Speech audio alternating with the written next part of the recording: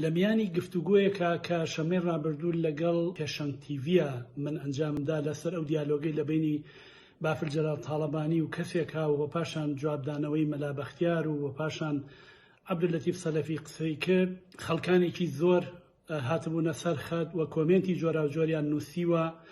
بەر لە هەر شتێک زۆر سوپاس و تەقدیری بێپایانم بۆ هەموو ئەو بەڕێزانی کە هەتا ڕەخنەشیان گرتووە و بەشداریان لەوا کرد. ئەوەی کە سەرنجی منی ڕاکێشان لەسەر کۆمێنتێکە کە پێم وایە بێشتیشی لەسەر نووسراوە ئەوەیە کە بە جۆرێک پاساوە هێننەوە بۆ ئەوەی بافڵ تاڵەبانی و ئەڵێن ئەوە لە سادەیی خۆیەتی خۆ کەس جوابی تەلەفۆن نایەتەوە، بەس ئەو جوابی تەلەفۆن نایەتەوە. ئەمەش نیشانەی گەورەی ئەوە حیزبەکانی کە و ڕئیسی حیزبەکانی کە کاری وا ناکەن، یا هەتا بە جۆرێک گەڵێن کە ئەو کەسەی کە مقابلەکەی کردووە یا قسەی کردووە ئەو زۆرتر کێشی ئەوی کێش کردووە بۆی کە بەم زمانە قسە بکە. بەڕاستی من ئەمە بڕێک ناڕەحەتی کردم، بۆیە پێم باش بوو بە شێوەیەکی کورد جوابێکی کورد بمەوە بە ئەو تێگەیشتنە ئەو لێکدانەوەیە.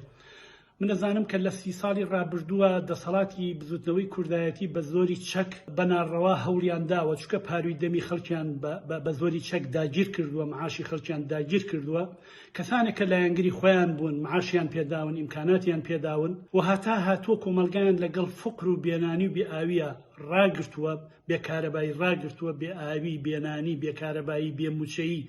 بە هەر حاڵ لە 30 ساڵی ڕابردووە هەوڵیان داوە ئەگەر نەشیان کردبێ بە کەلتور بە جۆرێک ڕەزیلکردنی خەڵکی کوردستان، بەشێکی ئێجگار زۆر لە خەڵکی کوردستانیان ناچار کردووە بەوەی کە لە ڕیزا بوەستێت، بۆی کە 40 ساڵ خزمەتی کۆمەلگەی کردووە، 40 ساڵ لە جوانترین کاتەکانی ژیانی خزمەتی کۆمەلگەی کردووە، بەڵام ێستا وەختێک ڕائەوەستێ بۆ نیوەی تەقاوتیە کە بەشی هیچ شتێک ناکە لەم گرانی و لەم هەلومەرجە و لەم قەیرانی ئێستاە ئەدرێتە بەر شەق لی ئەدرێ، یان لە سەریا ئەمرێ یا بەیانی تا ئێوارە لە سەریا ڕائەوەستێ ئەبورێتەوە تەمەنی 70 ساڵە.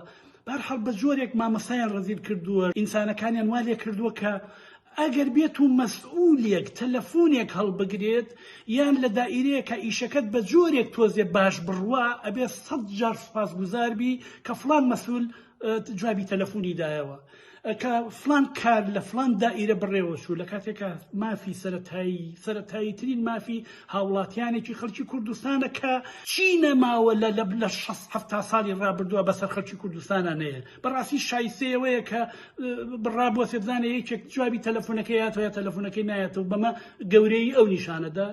بابە ئەوانە چێن تاوەکو خەڵکی کوردستان لەبەر دەمیانە خۆی بە پشوک بزانێ؟ ئەوانە چێن کە وایان کردووە کە خەڵکی کوردستان ئینسانەکان غروریان نەبێ؟ بەڕاستی ئەگەر دەسەڵاتێک بە حەق دەسەڵاتێک کەمترین نزیکایەتی لەگەڵ ئینسانە هەبێ، ئەمانە دەبێت دادگایی بکرێن، ئەوان دەبێت لە خەڵکی کوردستان بپارڕێنەوە کە عەفویان کەن، بەوەی کە یەکێک بوون لە سەبەبەکانی خوڵقاندنی کارەساتی هەڵەبجە، یەکێک بوون لە کەسەکانی سیوێکی ئاب، تاوانی گەورە لە کوردستانە خوڵقانویانە. لەژێر دەسەڵاتی ئەوانە زیاتر لە 30,000 ژن یان سوتاون یان کوژراون یا خۆیان کوشتووە یا بە دەلیلی ناموسی کوژراون.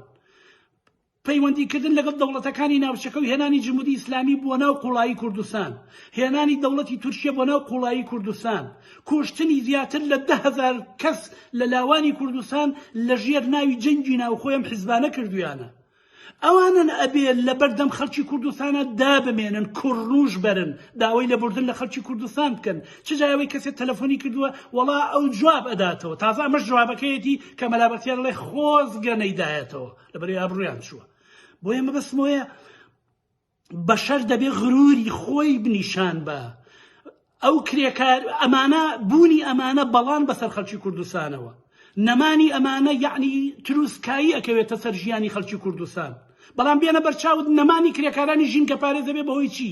ئەبێ بەهۆی بۆگەنبوونی جادەکان، دەبێ بەهۆی بڵاوبوونەوەی 1001 نەخۆشی.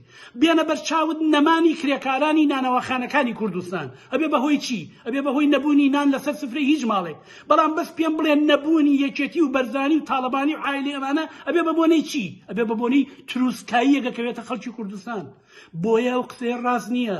دەبێ خەڵکی کوردستان غروری هەبێ، خۆی بە ساحەبی حەق بزانێ، خۆی بە ساحەبی کوردستان بزانێ، خۆی بە ساحەبی سەرۆت و سامانی کۆمەلگە بزانێ، خۆی بە ساحەبی ئایندەی کۆمەلگەی کوردستان بزانێ. ئەوانە ئەگەر لاپەڕەکانیان بەس بچۆ لە کتێبەکانی خۆیانە لەوە کە لە شاخ بوون تاوەکو ئێستا بەس لە لاپەڕە کتێبەکانی خۆیانە سەیری کە ئەمەیان جەرائیم کردووە، هیچ دادگایەک لە هیچ شوێنێک هیچ مەحامیەک ناتوانێت لە زیندان بیان هێنێتە دەرەوە. بۆیە خەڵکی کوردستان وەختێک بڕیاری داوە دەمانە بێ بڕۆن دەبێ بڕۆن. ئەمانە جێگەی ئیحترام نین، لەبەرەوەی نە ئیحترامی مناڵەگرن، نە ئیحترامی کۆمەلگە ئەگرن، نە ئیحترامی پاروی دەمی خەڵکەگرن، نە ئیحترامی هەتا هاوڕێکانی خۆیان ئەگرن، نە ئیحترامی هەتا شەهید ئەوەی کە ناوێنەوە شەهید ئیحترامی ئەوانەش ناگرن، ئیحترامی دایک و کەسوکاری ئەوانەش ناگرن. بۆیە وەختێ تەلەفۆنەکات جواب ئەداتەوە، ئەوان خەڵکی کوردستان نابێت جوابی تەلەفۆنی ئەوان باتەوە. ئەوان چیان لەکوێوە هاتوون؟ بۆیە ئەوان نامن بە خەڵکی کوردستان، ئەوان دەبێ بڕۆن. دەبێ ئێمە غرورمان هەبێ. ئەو باوکەی کە ئەو کرێکارەی کە ئەو ژنەی کە تەوالێتەکانی خەسەخانەی هیوایە خەسەخانی شار پاکاتەوە، ئەو ئەبێ جوابی تەلەفۆنی ئەوان نەداتەوە، نەک بە پێچەوانەوە. زۆر سوپاسدانەکەم.